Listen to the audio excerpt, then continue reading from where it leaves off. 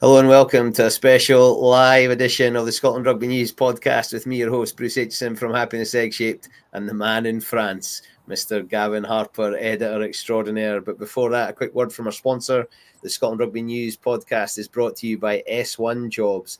If it's time to hand in your transfer request, then head over to s1jobs.com and upload your CV today. With thousands of jobs across Scotland, you'll find the one at S1 Jobs. Start your search now. So, how does it feel to be in Paris, my man? Yeah, good. I arrived late last night, and then an early start to get here this morning. We've just spoken to Finn. France are doing their captain's run press conference this afternoon. So yeah, we'll have plenty of stuff on the site from that. But no, good. Nice to be here. My first time here, so yeah, looking forward to tomorrow night. Someplace this. Match day just looks incredible, and being the last one means lights will be on. People have enjoyed their day. I hope atmosphere will be absolutely rocking. It doesn't really matter what the results are before that, because it's just got to go. It's going to be gladiatorial. I think with 6-2 and 7-1 split on the bench, it's going to be absolutely brutal. Yeah, I think everybody knows what they're coming for. French folk will be 80,000 to be in here, looking for a party tomorrow night. So I suppose Scotland's have talked, through the week about being sort of spoiling the party, but it'll be a big challenge to rise to an occasion like this. The record here is not good, so yeah, it's a huge challenge, huge task, but it should be some occasion. You look at opposition teams, and we've spoken before about local bias, and you talk about, that player's not that good or that player's not that good. You look at that French team and you take out Dupont and you think, there must be a weakness. And you just look at how Luku played when he came on. It's Warren Gatland sat on the bench. What was it, 60 times for Sean Fitzpatrick and never got a game, because in those days you didn't get off the bench. But you've got players who are unbelievable, and in another era probably would have a stack of caps, but you've got Antoine Dupont. That French team is dangerous.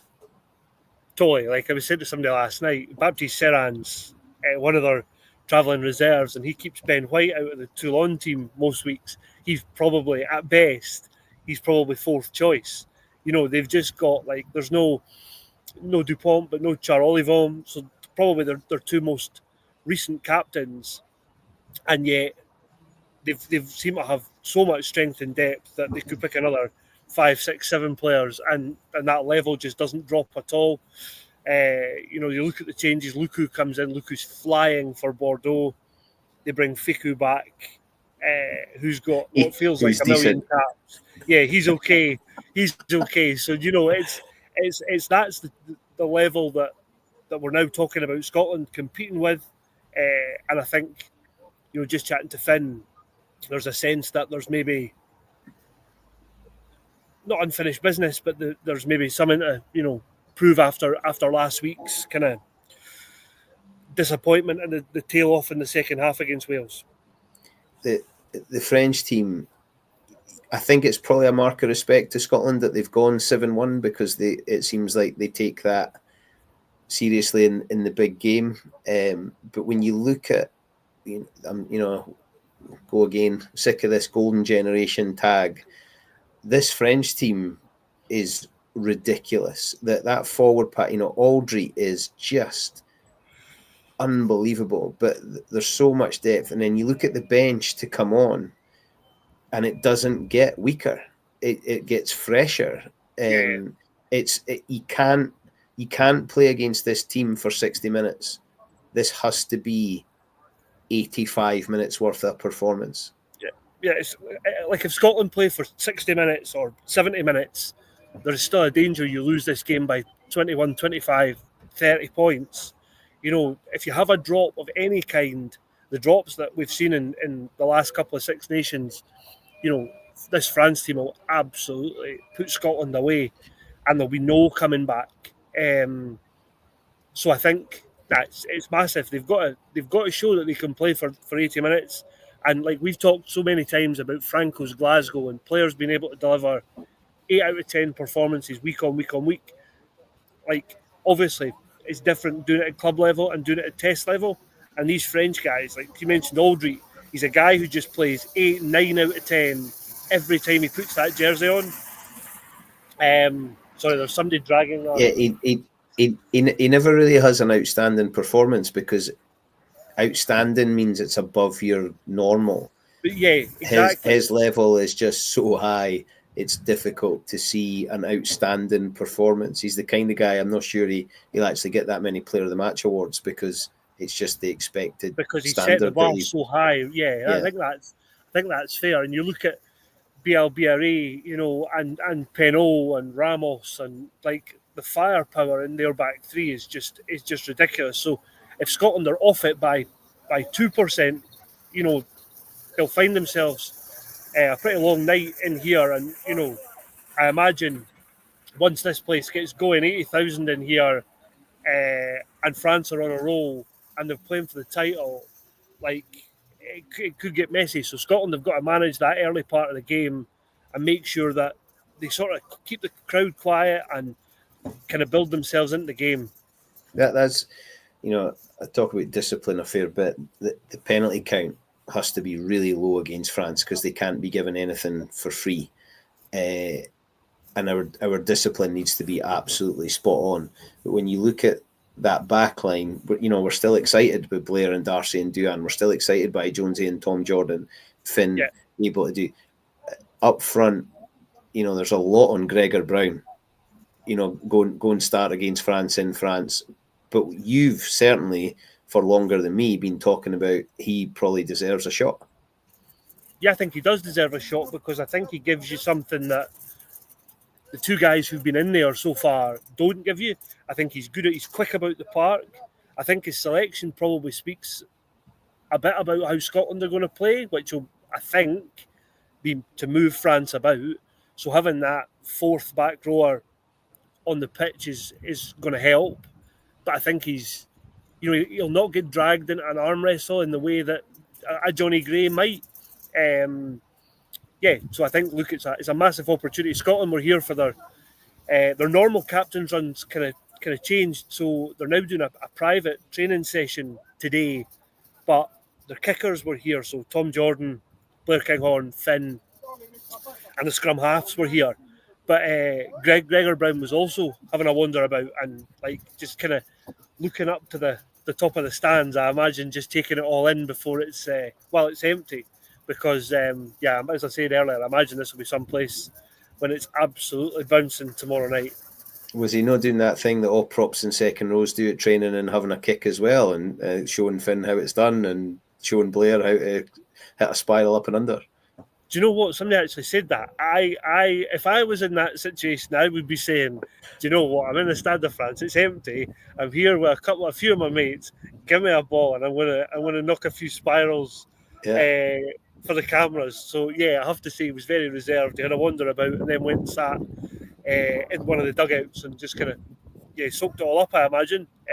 That's maybe a nice thing mentally and emotionally. You know, Gregor maybe saying to him, listen, go and get your bearings, go and just get familiar with the place. It's your first proper crack. Let's go and see how it goes. Because, you know, I'm interested with that change, but also with Marshall and Benny Muncaster coming onto the bench.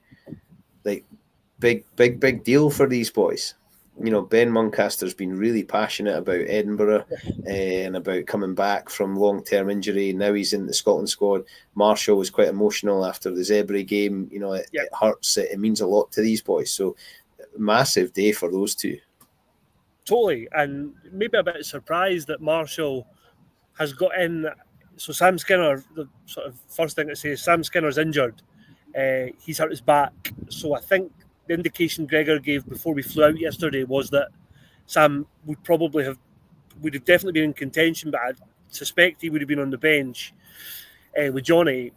So you look at the other second rows available. Cam Henderson's there. Ewan Johnson plays in France.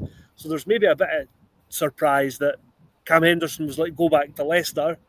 And Marshall now gets his chance, but he'll add serious size to that second row, and it means that both Gregor Brown and Gilco know that they can go for 55 55 minutes, probably maximum, and then they're getting hooked, and there's 2 new guys to go again. But like for Marshall, it's a huge opportunity because he hasn't won a cap since his first one against Tonga in 2021. So it's a long time. And then Ben feels like he's been around the Scotland setup for a wee bit longer, but never really kind of become a regular. So look, it's a big day for both of them, and yeah, we'll see how they go. I'm sure both of them will add impact off the bench. I'm interested to see who the 2 forwards plays 80. Yeah, I wonder who. The rest is obvious. 16, 17, 18, 19, 20 are obvious. You say that, but I think if Scotland are in it with 15 to go, I think Will Hard might put his tracksuit bottoms on because I don't think there's much chance of Xander coming off. No, I get that, but he can only come on there. Whereas I'm totally interested to see who Ben Muncaster replaces. Does he? He's played a bit of 7, but Darge is your co-captain. Jamie's been playing well. Matt, does Ben get the responsibility of playing at 8? So I'm interested to see how that goes. And then for some reason, George Horn's still not the scrum half when it's a 6-2. So Dobie gets the chance to come back in, and his big mate Stafford's on the bench. And I thought Stafford did well. I think he's done well this Six Nations without necessarily being outstanding and staking the claim for it himself. But I think he's done well, and Dobie will be keen. So I'm really mixed this week, as I probably have been every week. There's bits I'm really excited about, and there's bits I'm a bit twitchy about. I think we're still really reliant though on France being a little bit French, maybe losing their discipline, maybe going off script, maybe overplaying. But I just feel those days are becoming fewer and fewer, and for them to be able to win the whole thing at home must be hugely motivating for them. Oh, totally. Like, they will be absolutely flying. And I think, like, the Scotland team have talked about them delivering their absolute best performance, and because they know that that's what's coming from France. And I think, they'll want to sign off with a bit of a show here. I think the expectation from their fans, from people here, will be that France win this pretty comfortably. So yeah, they'll be absolutely flying. And we saw against Ireland last week that they're a team that can rack up points pretty quick. So you talked about discipline earlier. That'll be massive to not give them opportunities, but there's so many other areas that they can. They've got it all. They've got the power. They've got the sort of attacking game. They might not have the world's best player, but they've got some guys who are going pretty well for Toulouse and Bordeaux, and it's a massive challenge. I think my expectations, to be honest, are pretty low from a Scotland point of view. I think if we can,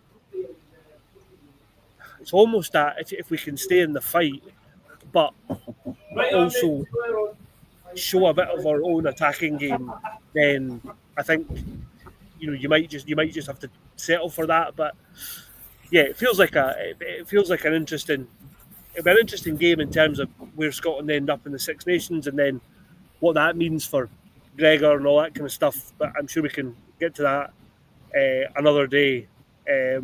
That's a next week thing. I think if Scotland win, we win narrowly. If France win, I'm a bit concerned that it's reasonably convincing. That's where I am on it. Yeah, no, I think you're probably right with that, and I think, as I say, like, it'll almost be dealing with, like, in those sort of chunks, like 20-minute chunks, and just trying to get through the first 20 minutes particularly. Be in it at half time. Be up in the first 20. Be in it at half time. Got to come out. Bench has to make it. Like, bench is going to have a massive impact on that in between third and fourth quarter, and then you're looking at. We probably need. We've not really had an individual bit of Finn just pull something out the bag.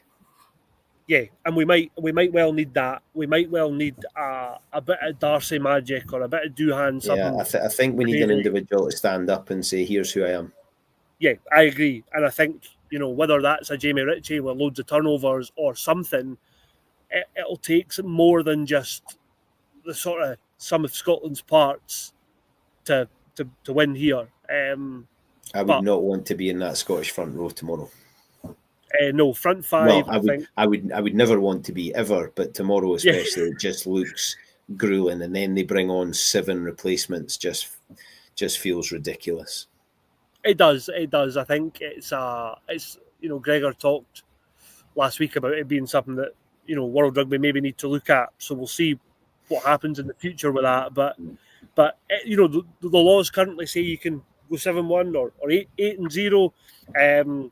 So it is what it is. And Scotland they dealt with the bomb squad okay in November, but didn't take their chances and then ended up on the wrong end of a sore one to South Africa. So, I think that's the other thing. Scotland have got to take every chance they get tomorrow.